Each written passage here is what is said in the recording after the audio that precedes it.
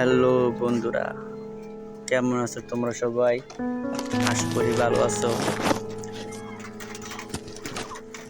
তোমরা আমার হাতে যেটি দেখতে পারতাছো এটি হচ্ছে আঁচড়ানোর। এটা আমরা নিজেরাই তৈরি করেছি। এটার কাজ হলো জমির বুক চেরা। তাই বলতে পারেন এই ভিডিওটা কি কারণে দিলাম।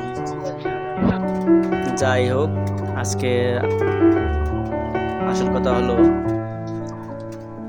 আমন ধানের বীজ বপনের জন্য যে জমি তৈরি করতে হয় সেটা কিভাবে তৈরি করা যায় সেটা আপনাদের দেখাবো।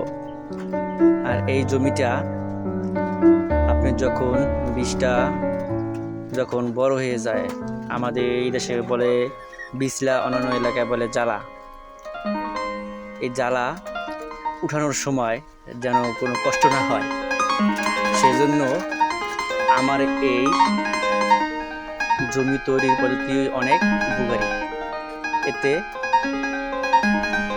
বিছলা বা জ্বালা উঠানোর সময় বেশি একটা কাদা ওঠে না।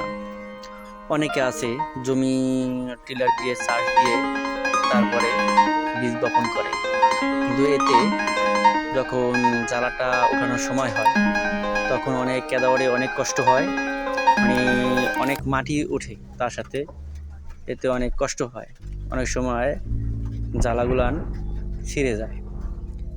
আর আমার এই পদ্ধতির মাধ্যমে জ্বালা উঠাতেও যেরকম সহজ এবং তার সাথে মাটি ওঠে না।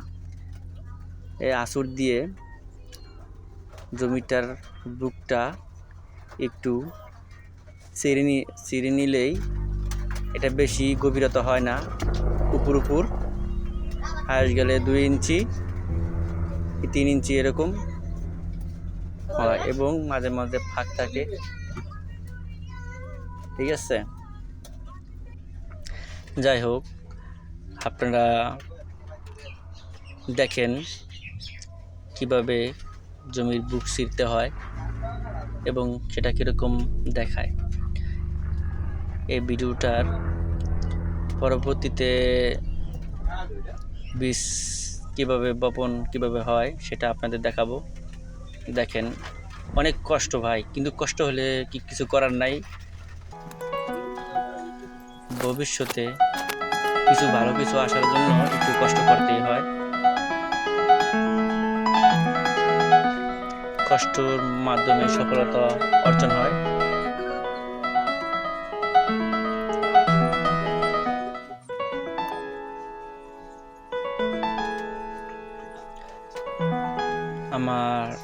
আমাদের দেশে এটাকে আঁচড়া বলে।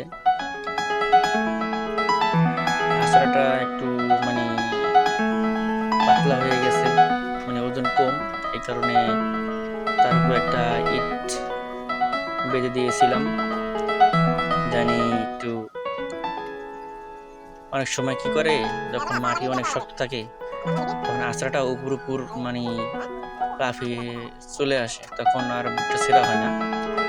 এই কারণে একটু হালকা ওজন দিয়ে দিলাম, যাতে ওটা নিচে একটু দাবিয়ে রাখে এবং টান দিলে যেন উপর দিয়ে চলে না আসে।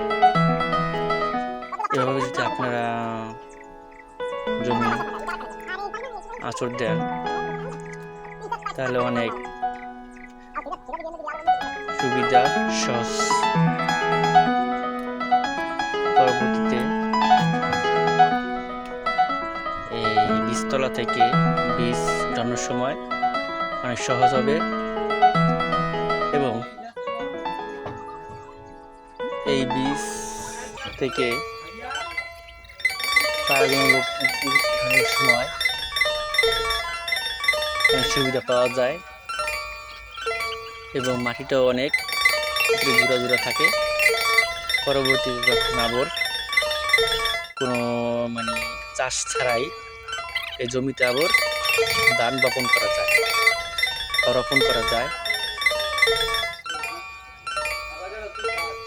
আপনারা দেখেন, একটু কষ্ট হলো, এই পদ্ধতিটা অনেক ভালো জমির জন্য, ফসলের জন্য। যাই হোক, সবাই ভালো থাকবেন। নতুন চ্যানেল সবাই সাপোর্ট করবেন। আল্লাহ হাফেজ।